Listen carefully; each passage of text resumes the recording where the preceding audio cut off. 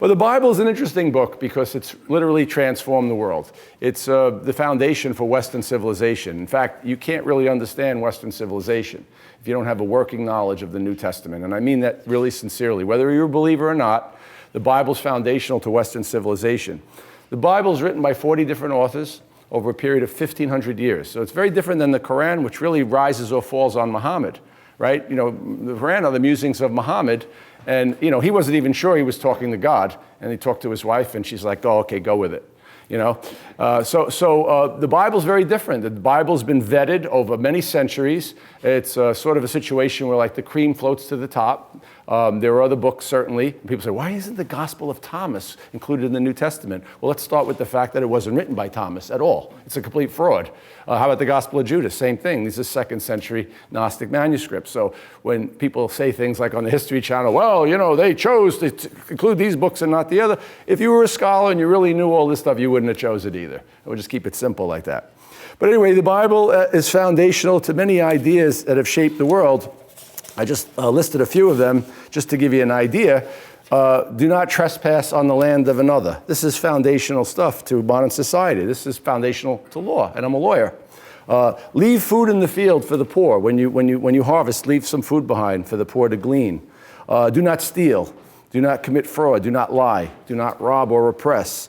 Pay your workers on time. Don't be mean to people, like curse the deaf or trip the blind. This is all in the Bible.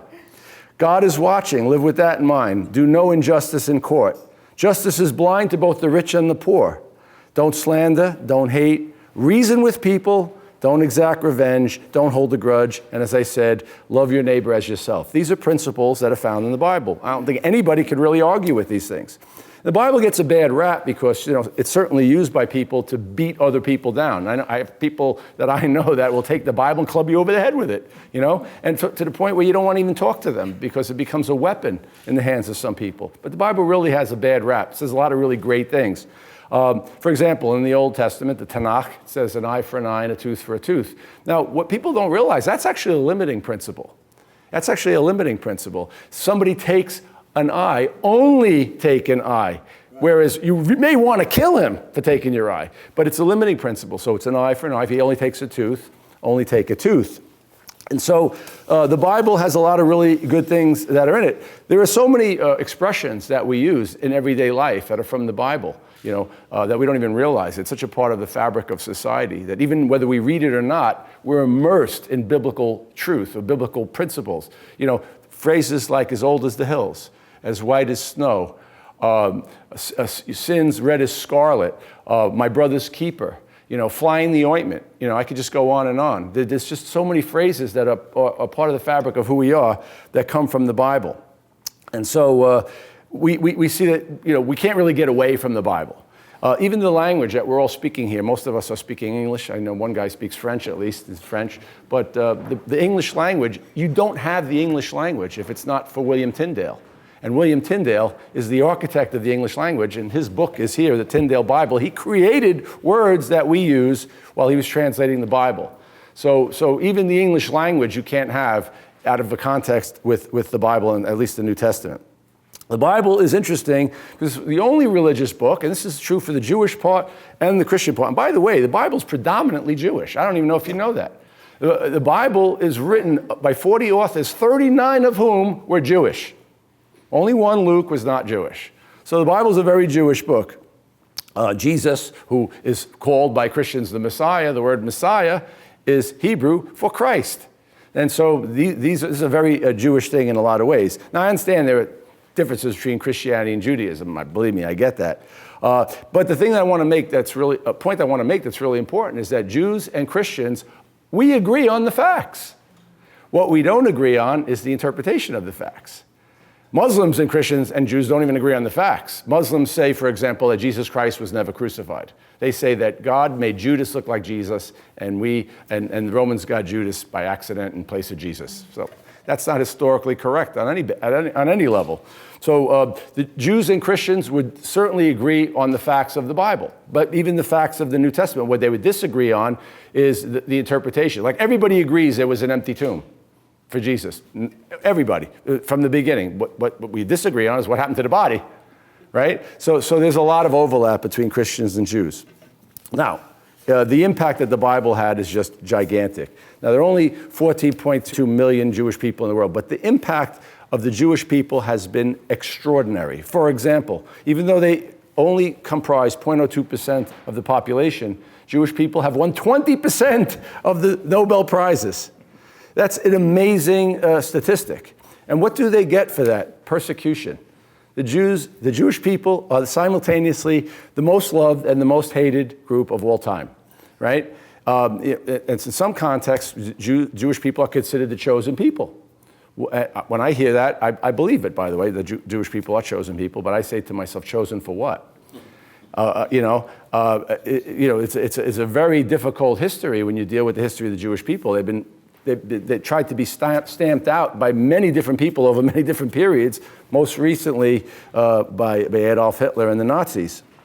But the Jewish people are just themselves a testimony to the authenticity of the scriptures, because to have that tremendous amount of impact on the world with such a small number of people, percentage-wise, it sort of speaks of some kind of a divine blessing on the Jewish race.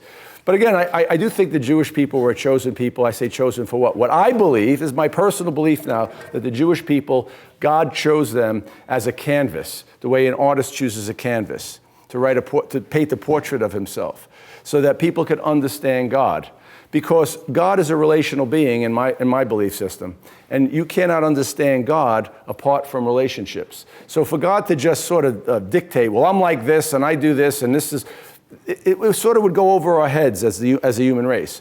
What I believe God did is he chose the Jewish people as a canvas and painted a portrait of himself on the Jewish nation, so that they could, so that everybody could sort of understand who God is, what he likes, what he doesn't like, and how he relates in the context of a people group. And so that's my personal belief, but I think the Bible bears it out. Now, 14.2 million Jewish people. There are 2.2 billion Christians in the world. And I only bring up the numbers to point out that the Bible has had just a crazy impact on the world, on the planet, just on the basis of numbers alone. Humanitarian enterprises, the Bible's foundation to many humanitarian enterprises. I mean, my daughter just had a baby Saturday, and I went into, Community Drive, North Shore Hospital. Every elevator, every room is dedicated to somebody with a Jewish-sounding name, to be honest, right? A lot of that has to do with the Bible. The hospitals, every time you go to a hospital and it's Saint this or Saint that, that's because of the Bible. Orphanages, soup kitchens, food pantries, schools. I was on the board of a homeless ministry for 20 years, New York City Relief, completely because of the Bible. I think we fed 4 or 5 million meals to people over 20 years. You can check it out online, New York City Relief. Universities, by the way, is a completely biblical concept. The word university means to incorporate all of knowledge in a universal way under God, and theology was considered the queen of the sciences. Of course, that's changed now. We don't even have theological departments anymore. We have the Department of Religion, so it's even changed as we've become more secular. But the universities are a very Christian, very biblical thing. They were first, in fact, the oldest university was founded in the year 1088, right about the time that second book there was written, and that was the University of Bologna. Art, the Bible's had tremendous impact on art. In fact, I'll give you a little secret. I collect art. I collect Renaissance art. Renaissance art is surprisingly cheap. Why? Because there's so much of it. You could buy an amazing Renaissance painting for $30,000. A Jeff Koons masterpiece, and he's still alive, is going for multiple millions of dollars. So that doesn't make any sense to me, that a Warhol picture of a dollar bill is going to go for $2 million. And I can buy a Cornelius de Vos painting for $35,000. And it's spectacular. And the reason is because there's so much religious art that comes from the Renaissance. So it's supply and demand. There's just so much art that's based on the Bible. Literature. William Shakespeare quoted from the Geneva Bible over 5,000 times. I have a copy of the Geneva Bible here, which is, by the way, the first Bible ever printed with chapter and verse, the 1560 Geneva Bible. You can't have Dostoevsky, Mark Twain, Augustine, Aquinas, Bunyan, Dickens, C.S. Lewis, Tolkien, Lord Byron, or Goethe without the Bible. If you read any of Dostoevsky's stuff, there's constant Christian references throughout his novels. And I happen to like that stuff, by the way. There's so much literature on the Bible that if every Bible was destroyed in the world, you could reconstruct the Bible from secondary sources. Sir David Dalrymple, he was an 18th century scholar. He reconstructed the Bible from his own personal library, the New Testament, with the exception of 11 verses, just based on what he had in his library. It's that cited. It's that much of a part of our culture. Communications. The first book ever printed was what? The Bible. We have a copy of an original page from the Gutenberg Bible, 1455. And in the year 2000, Johann Gutenberg was voted the most important person of the last 1,000 years. And I think fittingly so, because he revolutionized knowledge. Until then, it would take a year to produce a book. It had to be copied by hand, take a flock of sheep, and it would cost an average priest a year's salary to own a Bible. So consequently, only very rich people had books. And now today, this knowledge is disseminated all over the world. And now with the internet, it's even crazier. Everybody can know anything in real time. But that all started with printing. I mean, just imagine what it was like prior to 1455. You wanted to read a book. How do you get a book? You don't even have materials. The volume of material that comes out of the Bible is crazy. The Bible is the most published book of all time. Every year, without exception, since the first century, the Bible has been the world's bestseller. Every year. With the exception of 1 year in the 50s, when there was a forced printing of the sayings of Mao Zedong. That doesn't really count, right? Because he said, you better buy my book. And he was the dictator. But if we discover people groups as small as 80 people, they immediately translate the Bible into that language. The New York Bible Society is doing it now, actually. You can't really say that about any other book. So it's a very unusual, very strange, regardless of how you feel about it. And I understand that the Bible produces a strong reaction in people. People, in fact, are willing to die for this book, and that's you can't say that about a lot of books. But that fact alone is very powerful. In fact, I have some books here that people actually did die for, that were illegal in the 1500s. It was illegal because the church that very rarely, in my opinion, gets it right. I got to be honest with you. I think when we talk about Christianity, we have to talk about Christianity, and then we have to talk about the church. Those are two separate things. And in the 1500s, the church was putting people to death for printing the Bible in English. In fact, they put 8 men and women to death. Their sole crime was for teaching the Lord's Prayer to their children in English. That's just horrific. I mean, that's just inexcusable. But the Bible does produce a strong reaction of people. The Roman Catholic Church, they didn't want the Bible in English. Oh, and I can understand why. You could take the high view or the low view. I think it's probably a mix of both. The high view is we only want it in Latin. It's for scholars, and and this way everybody has the common language because every scholar speaks Latin or Greek. The low view is like if everybody starts reading the Bible, they're going to know how far off we are from what Jesus was really teaching. And I actually think there was a lot to that, to be honest. Because when you could see how the priests were actually living and the religious leaders were actually living, and then you're actually reading the Bible how you're supposed to live, you can really call somebody on it and say, wait a minute, that ain't in the book. And so the Bible it sort of empowers the common person, to bring the religious elite to heel and to make them accountable. The original writers of the Bible, the New Testament certainly, were almost universally all tortured and executed. In fact, I cross-examine people for a living. And if you get somebody on the witness stand and you have a jury and a judge and you ask a few pointed questions, most of them crumple like a cheap suit if you have the right technique.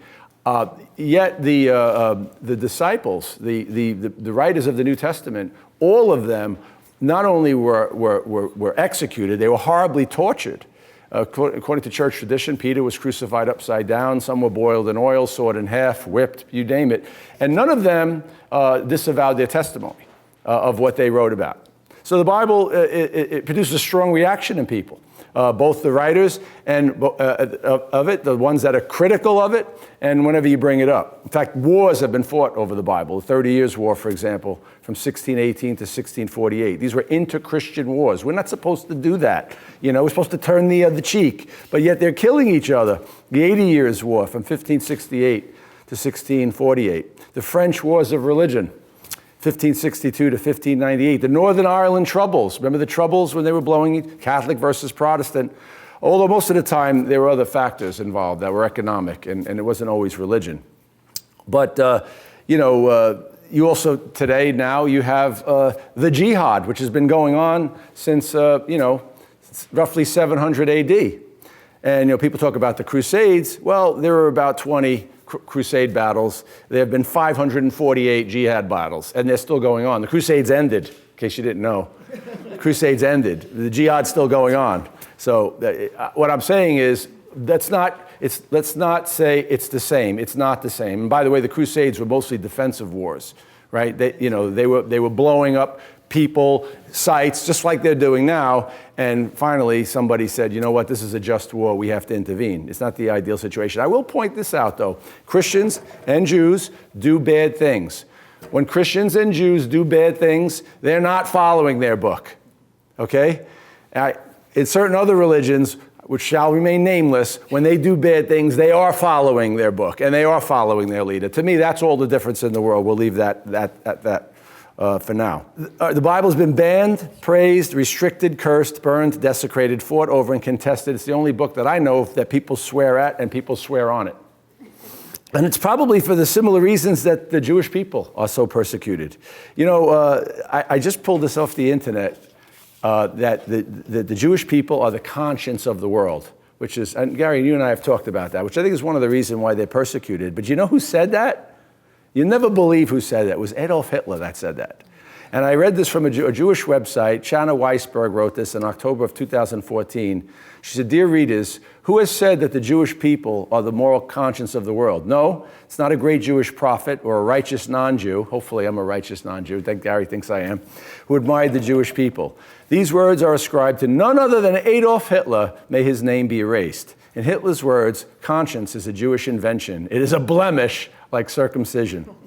He also said, if one little Jewish boy survives without any Jewish education, with no synagogue and no Hebrew school, that Judaism is in his soul. Even if there had never been a synagogue or a Jewish school or an Old Testament, the Jewish spirit would still exist and exert its influence. It has been there from the beginning, and there is no Jew, not a single one, who does not personify it.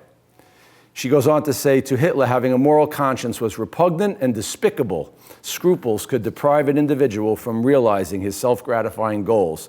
Unbelievably, Hitler understood, too, that every Jewish soul inherently has such an ethical spirit. That's the spirit that permeates the Bible. And so, as I said earlier, if you came in late, the Jewish people have had a tremendous contribution to the world. And I submit to you that human nature does not like either of those things, either their contribution or their conscience. Now, the Bible, as I said, very much a Jewish book, 66 books in total, 39 in the Old Testament, 27 in the New, was written by 40 different authors over 1,500 years. 39 of those authors were Jewish people. The Bible claims to be the Word of God over 2,000 times. That means it says things like, thus saith the Lord, or hear the word of the Lord, or this is the word of the Lord.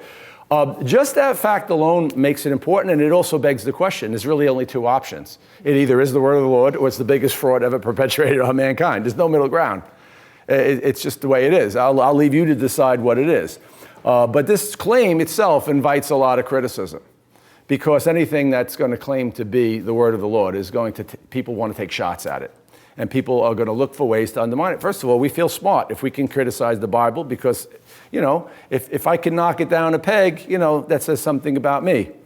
But without getting into, higher criticism, lower criticism, there's many ways that the Bible has been sifted and analyzed. I will say this, it stands tall in very many respects. Every time there's a new archaeological discovery, it always supports the Bible, never the other way around. In fact, in the 19th century, they said that there's no such thing as the Hittites. The Bible talks about the Hittites. The Hittites here, the Hittites there, Hittites everywhere. Can't find the Hittites. Okay, well, in the 20th century, we found the Hittites.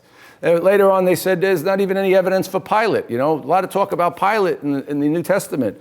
Well, I think God has a sense of humor, because in 1960, 2 Italian archaeologists found a plinth. It said on it, Pontius Pilate, prefect of Judea. Can't get better than that. There's many other examples like that. As far as manuscript evidence, the Bible is the most documented book in the history of the world as far as ancient literature goes. The closest second is Homer's Iliad, has roughly 700 manuscripts. The Bible has over 25,000 manuscripts in support of it. So when people make the claim, well, it wasn't copied correctly, there are errors in the copying process, that is true. And I will tell you that if you tried to copy the Bible right now, if I gave you a Bible, said, go home, copy this, come back, you'd make a mistake. But the thing is, it's been copied so many times by so many people with so many different exemplars in so many different languages. It's been translated to every known language that we know exactly where these mistakes were made. We know where a scribe fell asleep. We know where he skipped the word, where he skipped the line. And there are so many manuscript families that these things have been cross-referenced for years. So it's not a secret that there are copying errors, but the integrity of the text is intact. There's actually about 100 lines of the Bible that are in dispute. We actually have a little more than we would like. There's 100 more than we would like. And so it's not less, it's more. But no teaching, no doctrine of the Bible is in dispute because it's repeated over and over and over again. One of the things that comes up a lot is the story about Jesus with the woman caught in adultery, where Jesus writes in the ground. You've heard the story, you've seen the movie, right? Where Jesus says, he was without sin, cast the first stone. The earliest and best manuscripts don't contain that pericope, which is the section that describes that story. Does that mean it didn't happen? I don't know. It could have been an oral tradition that a scribe inserted later. If you read John, where that shows up, you'll see that it was inserted there. It doesn't fit in the context. It looks like a scribe inserted it. But you don't need that to know that God teaches mercy. You don't need that pericope. You don't need that story. So maybe it happened, maybe it didn't. We just know it's not in the earliest and best manuscripts.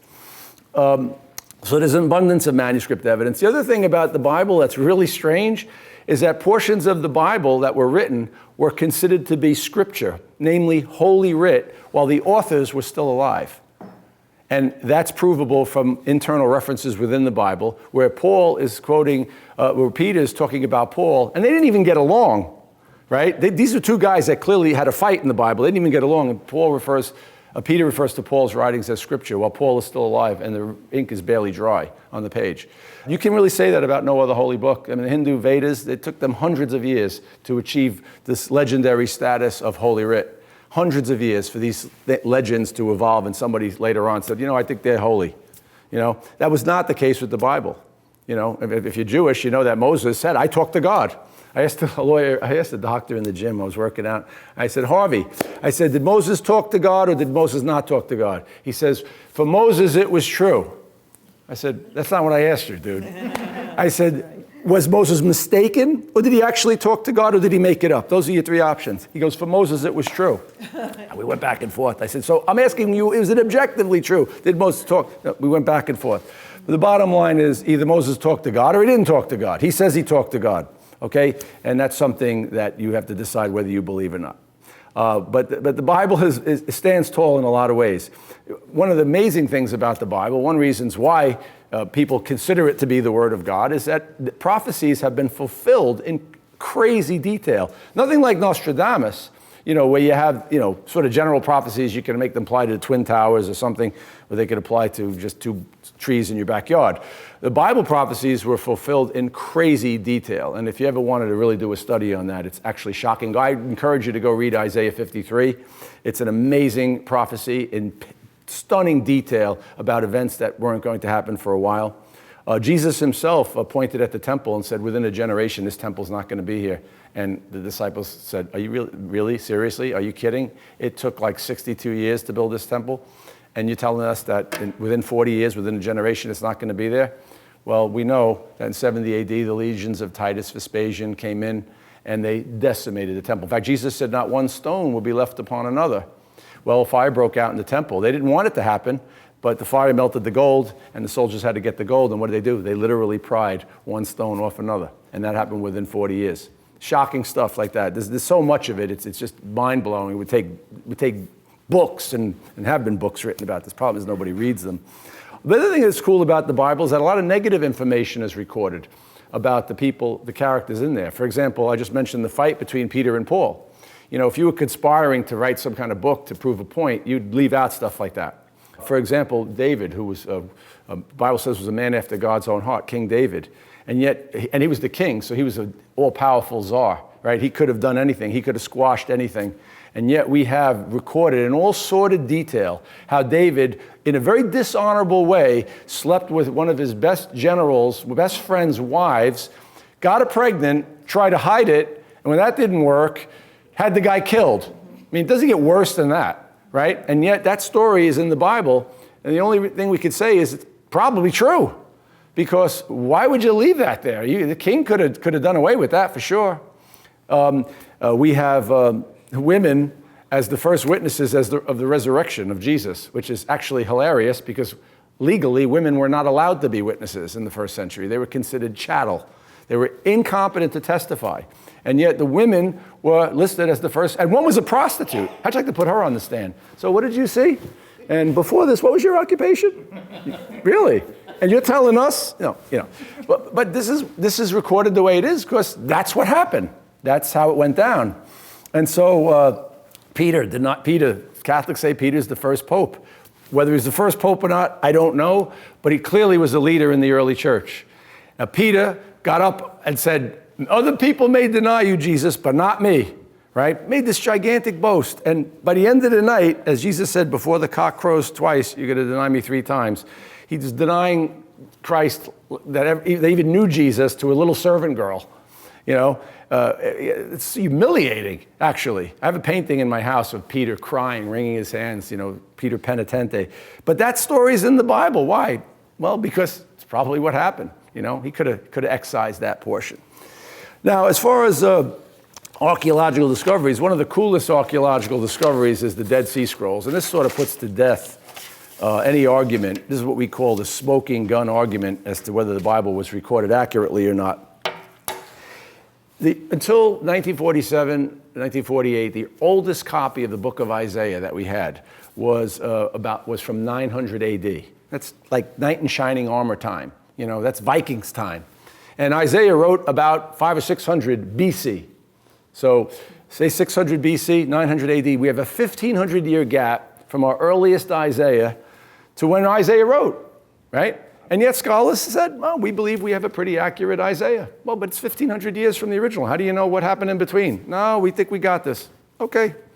Well, in 1947, a shepherd boy was, on Qumran. He threw a rock and he hit a jar of clay. He heard a sound and he went to investigate. Make a long story short, they found the Dead Sea Scrolls, and the Israeli government got involved, the antique dealers got involved, and they started digging up all these caves. They found many, many, many hundreds of jars.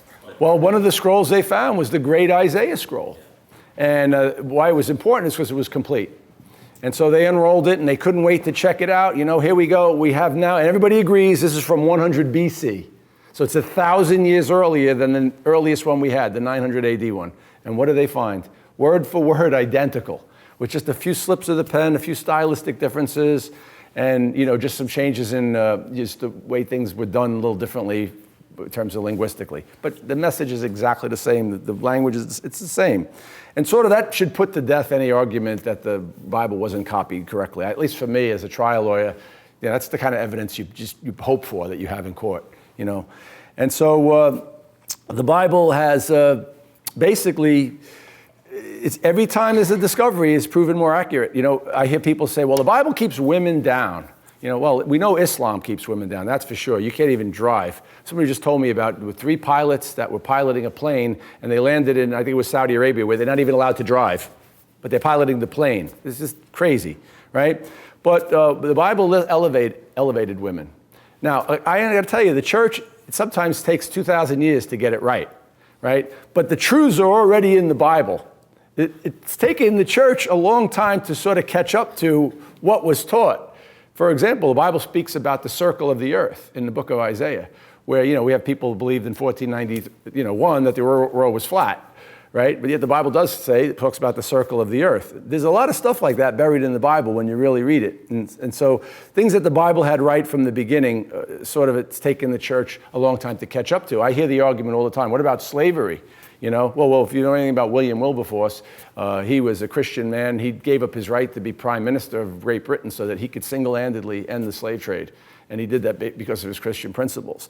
So while the church has definitely got a lot of stuff wrong, it's because it's not always following the Bible. And that's really true. One other thing, and then we'll get into the books. Roman society had organizations just like we have here, a book club. They had lots of organizations in Roman society, but what was really particular to Roman society that's very different from today is that senators always hung out with senators, and plebeians always hung out with plebeians, and equestrians always hung out with equestrians, and slaves always hung out with slaves. There was no exception. And they had all their societies. But when Christianity came along, we had this strange phenomenon of senators holding hands with slaves, holding hands with plebeians, holding hands with equestrians, and praying to the same God. That blew the Romans' minds. That just had never happened up until that point, which was making my point, which is that the Bible is the leveler of all humanity. You know, it treats everybody the same. Like I said, the church doesn't always get it right, but the Bible it has some really amazing truths in it. And so that's basically all I have to say about why the Bible is important. But I want to go over some of these books real quick so you know what you have, and then you can come up and look at them. It's sort of a history of the Bible arranged in chronological order. The earliest manuscript Bible that I could get my hands on, that I could reasonably afford, is this 11th century copy, which is from 1040 of the New Testament. I actually bid on one from the 8th century many, many years ago. I should have bought it, and some Israeli guy got it, and I was like, I should have went higher, but I didn't get it. It's probably worth $1 million now. Could have got it for like 50 grand. Next to it, we have this particular Bible. It is, as I said, the Book of Prophets. It's got one of the oldest bookmarks, earliest bookmarks, most famous bookmarks of all time. This is from the year 1073. It was owned by a cardinal during the reign of Louis the 14th, because there's book plates in the book. I could show it to you later. And this was traced to the monastery at Cluny. So it's actually on their library list. It's a very important book. I got this book for free. It's really a great story. Because I was buying it from a book dealer, David Waxman. You may know David Waxman. Anybody know David? Huh? Your cousin. Oh, David and I are good friends. He's a great guy. His father's a well-known rabbi. And so anyway, David had a couple of books, and he wanted a lot of money for them. And I said, you know what? I didn't want the other book. And I said, but I really wanted this price. If I buy both of them, would you give me this price? And he agreed to do that. And so I bought, and you know, Dave's a cool guy. He handed me the book and said, send me a check. He didn't know me from a hole in the wall. And it was significant money. He said, that's how the book business works. I said, okay, I'm good for it. So I got these two books, and the other book turned out to be so famous, so important, and so rare. It was a unique copy of a book. It's called In Praise of Poetry by a monk Nicasius, that we had scholars look at it, and it was appraised for a gigantic sum of money. I donated it to the Morgan Library, and with my tax deduction, I got this for free. So it's sort of funny. This here is a complete pocket Bible from 1250. It's written in a minuscule form, okay? It's just sort of defies understanding to see how a monk could produce something like that, with dim lighting in a monastery somewhere, just copying this thing. And I don't know how they did it. I mean, today with our shortened attention spans, people don't even know their phone numbers, right? I mean, they were different then. Let's just put it that way. Next to it here, we have a devotional book, a book of hours. Basically, the wealthier you are, the more you could afford to have that illuminated. Then we have a page from the Gutenberg. This is the title page from 1 Samuel. I bought that from David Waxman, too. I bought it out of his pension plan. He didn't want to part with that, but I coaxed him into it. Here we have a Koberger Bible, the identical copies in the Metropolitan Museum of Art, the identical one. I bring this one because this is sort of what a Gutenberg, and I'm sure you've seen Gutenbergs, you book lovers, you had to have seen a Gutenberg, but this is what a Gutenberg would look like if it was a Gutenberg. It's just 2 generations later, so it's affordable. It's only like 40 Gutenbergs left in the world. They're all in institutions, and if you could buy one, it would cost about $55 million. And that's pretty, it's a stiff sum of money. I think Gates might have gotten his hands on one, we're not sure. This here is a 1516 Erasmus Greek New Testament. It's the first ever printed New Testament.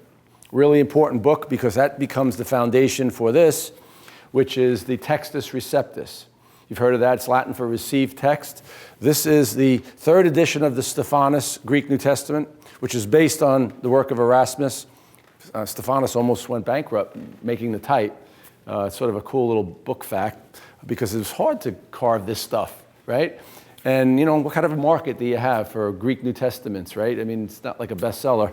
But the scholars wanted, this one could very well have been used in Hampton Court, because in Hampton Court, they had a bunch of these copies, and that's the basis for the King James Bible. You can't have the King James Bible without the Textus Receptus, received text. And why I say that is because, first of all, this one's complete, but somebody went back and hand-numbered the verses. You didn't have, in 1550, when this was printed, you didn't have the verses hadn't been numbered officially. That we take it for granted now. John 3:16 and Isaiah 53. We could quote these things. And in those days, prior to 1550, you didn't have that. So somebody went back and hand numbered it, and I can't imagine why you would do that unless you were using it as the basis for yet another book. So it's possible. This here, we get now into some illegal books over here. One of them is bloodstained. We have, first of all, the Miles Coverdale, who was a contemporary of William Tyndale.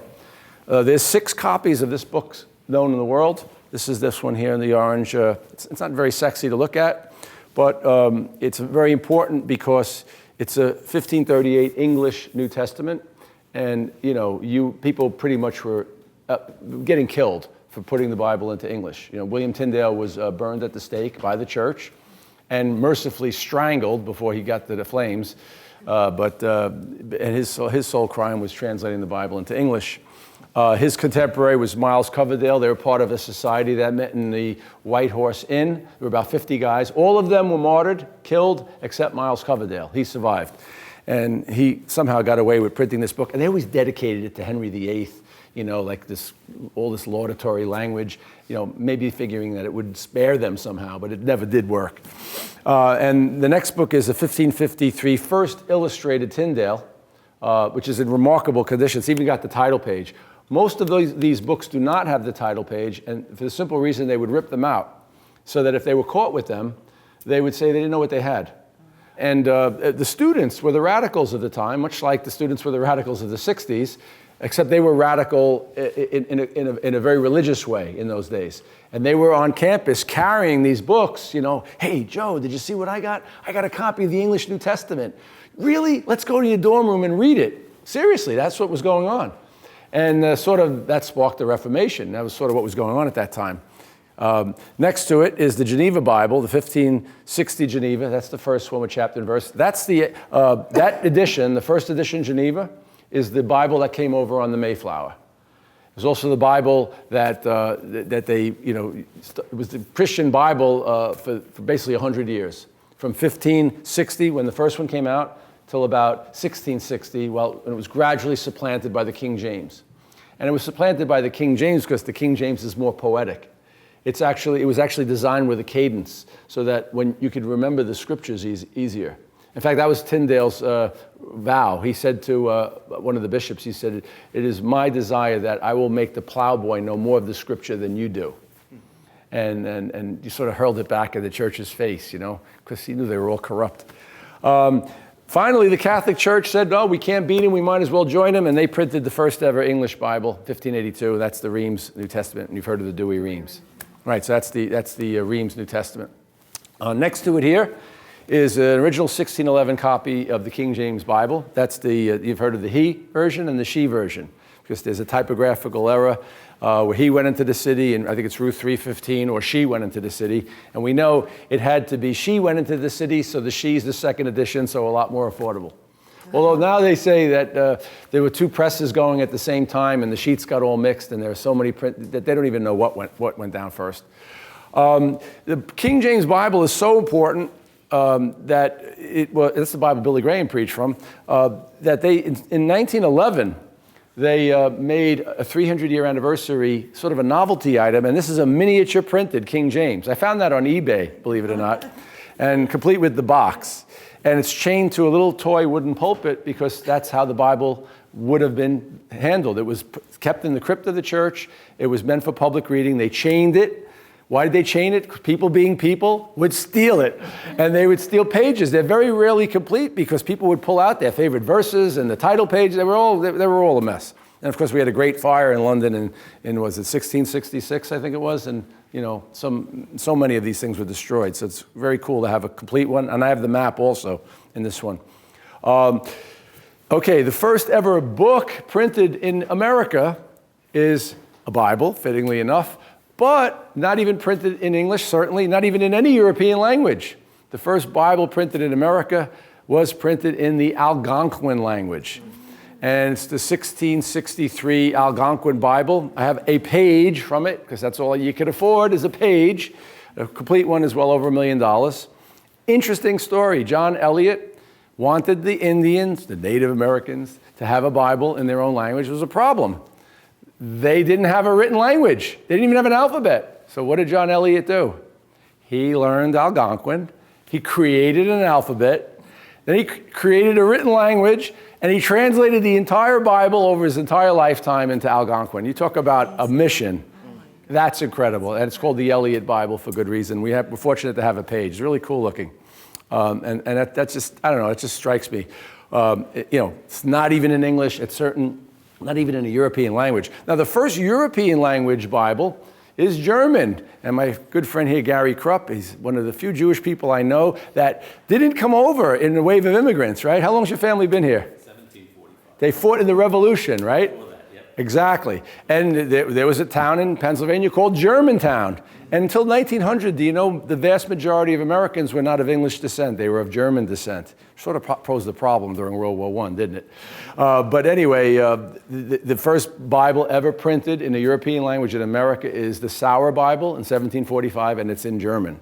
And it's based on the Lutheran translation. By the way, Luther translated the Bible into German in 1522. In 1525, Tyndale translated the Bible into English. You can't have Luther without Tyndale and Tyndale without Luther. They sort of played off on each other.